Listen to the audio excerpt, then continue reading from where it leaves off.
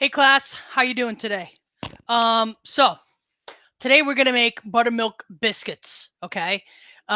We have been doing the muffin method. Now we're going to switch gears, and I'm going to show you guys how to do the biscuit method. Now remember the biscuit method? We put our dry ingredients in the bowl, then we cut in the fat. In this case, it's going to be butter. We're going to add our liquids all one shot. And then we're going to kind of knead the dough just a little bit, a couple of folds, just to get all that butter in there layered. And then we're going to cut them and bake them.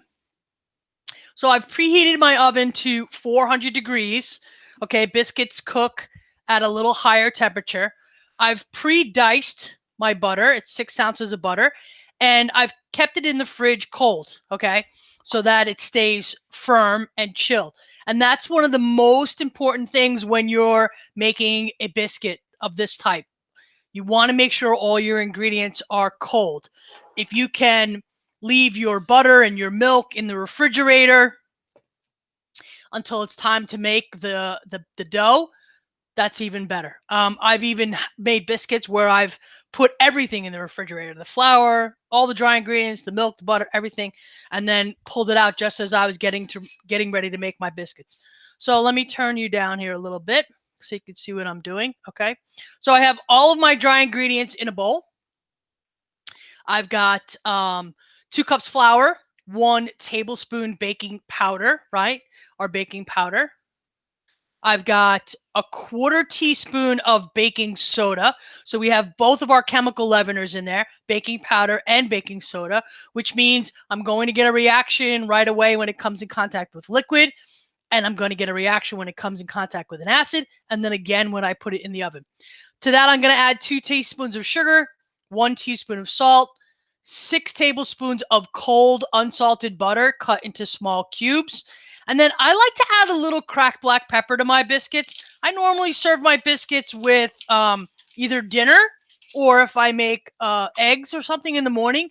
And I like a little bit of cracked black pepper in there. So all of my dry ingredients are in my bowl, right? And this is my dough cutter or my pastry cutter. You can certainly use a fork. You can also do this in the stand mixer if you want, but I wouldn't do it with the little handheld beater. If you put it in your stand mixer with your paddle attachment until you get all your butter pieces mixed in. So the goal of this is to get all of our butter to about pea-sized pieces, all right? So now I'm kind of turning the bowl and I'm using my cutter, and you can see it's kind of rounded, and I'm kind of just pressing against the side of the bowl, and I just keep turning and cutting and turning and cutting, okay, until I get all of my butter pieces to be, a little bit smaller than a pea, and I want all those pieces of butter to be fully coated with my dry ingredients, right? My flour, my baking soda, my baking powder, my sugar, my salt. Of course, I put a little bit of cracked black pepper in there. So, I'm just I'm at the point now where my pieces are a little bit too big, okay? I want them to be a little bit smaller. So I'm going to keep cutting. This is what we call cutting in the butter. I'm cutting in the butter into the flour mixture. You could also do this in a food processor. You could put everything in a food processor and then just pulse until your butter becomes the size that you're looking for. Now we want the butter to be about a little bit smaller than a pea, because what's going to happen is when this biscuit goes into the oven, that butter is going to melt, which will in turn create steam, which is going to give us our nice flaky biscuits. Now, I'm just about there, okay? I'm not creating any gluten just yet because there's no liquid in here. And then, just clean this off. And then you can kind of see, I've got little pieces of butter, right? Little tiny pieces of butter throughout my dough, throughout my flour mixture. And that's exactly what I want. So at this point, what I want to do is I'm going to make a well in the middle, okay? And I have 3/4 of a cup, 3/4 of a cup, or 6 ounces of buttermilk. And remember, buttermilk was 1 tablespoon of lemon juice to a cup of milk. So I put a tablespoon of lemon juice in here, and then I add milk until I get to that 8-ounce line, that cup line. And then I took a little bit out because I only need 6 ounces. So I'm going to put all of my liquids in at one shot. And if you don't remember the buttermilk recipe, I will put it on your classroom again. It's also under the Red Lobster biscuits that we did way back when. Now I'm going to use my bowl scraper, and I'm just going to bring my flour into my liquids. And I want to just get everything kind of mixed, right? Get everything moistened, a little wet. Now this is where I don't want to overmix anything, because now I've got gluten in there. And I want a nice, tender, flaky biscuit, okay? So I'm going to grab a little flour, put a little flour down. And then I'm going to turn my dough out onto my board.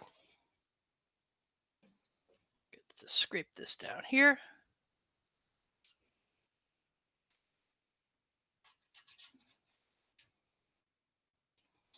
Now I've got to kind of work a little fast because my oven is on and it's warm on top, and I don't want my butter to melt just yet. Another key trick to a biscuit is after you've shaped them and formed them. All right, so now I just want to kind of bring everything together into like one unit. And then I'm going to, remember when we kneaded the cinnamon roll dough, I'm going to bring this up and over and just press down. Up, over, press, turn. Up, over, press. So what I'm doing here is I'm creating layers. I'm creating layers in my biscuit dough and bringing all of my little pieces together. Okay. Let me just scrape this one more time.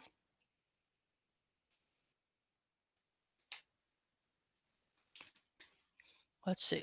A little bit more flour on my hands.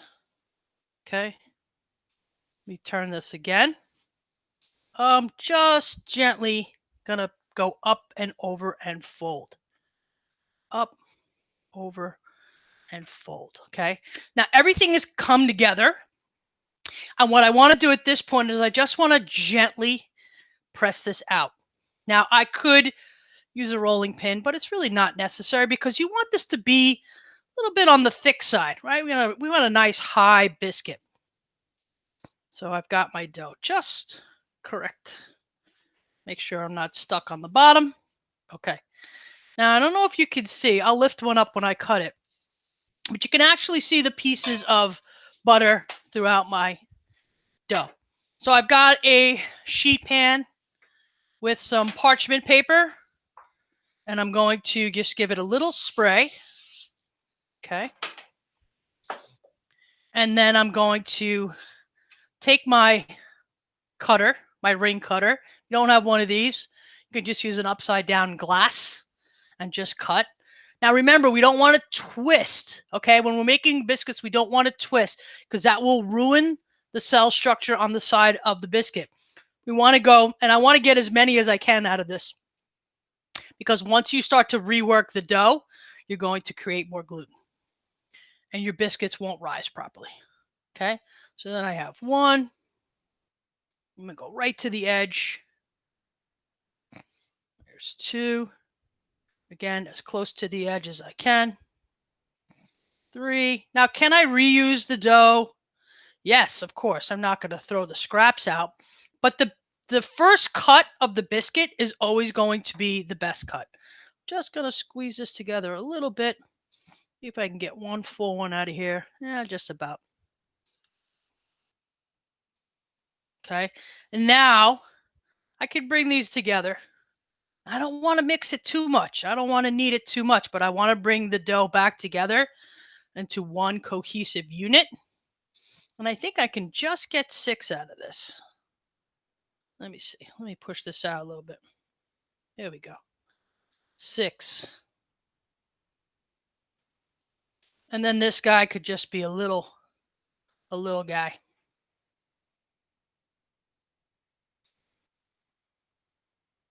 He's going to cook a lot faster than the other ones, so we'll make him kind of high so he takes his time. Okay. All right, so I have all my biscuits. Now what I want to do is I want to brush the top with a little milk.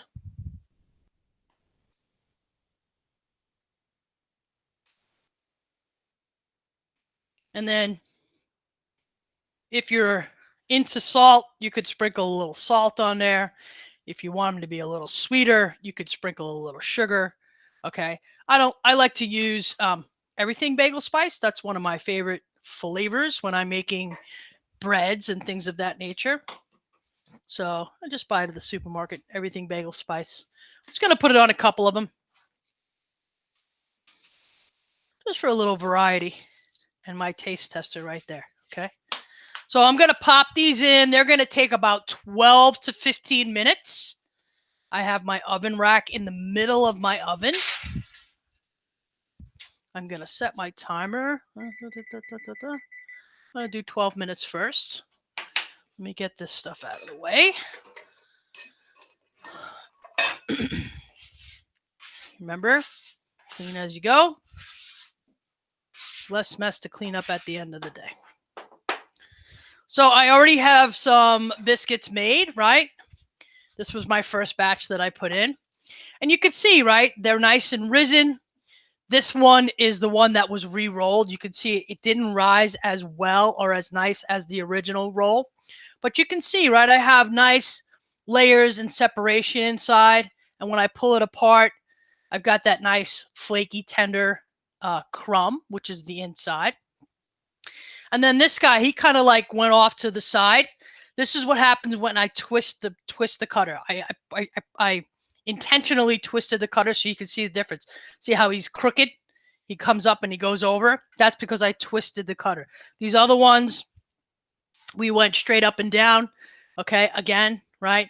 I've got nice flaky layers inside with a little butter in there. Serve it with dinner, and it would be delicious.